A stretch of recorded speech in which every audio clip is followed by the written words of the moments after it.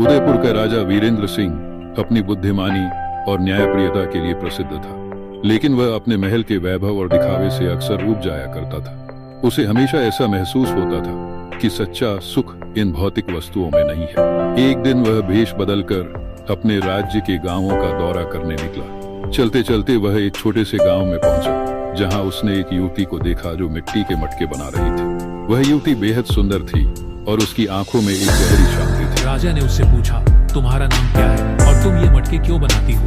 युवती ने मुस्कुराते हुए उत्तर दिया, मेरा नाम लावण्या है। मैं यह मटके इसलिए बनाती हूँ ताकि लोग पानी और अनाज को सुरक्षित रख सकें। यह मेरी कलाई है और मेरी साधना भी। राजा ने पूछा, तुम्हारी यह साधना तुम्हें क्या सिखाती है?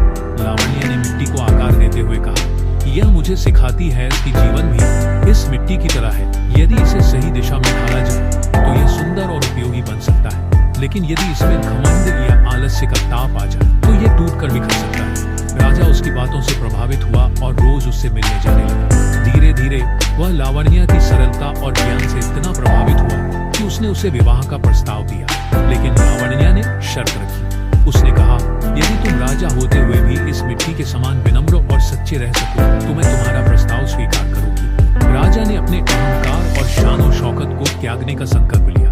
उसने लावण्या से विवाह किया और दोनों ने मिलकर उदयपुर को एक ऐसा राज्य बनाया जहां कला, सादगी और मानवता का सम्मान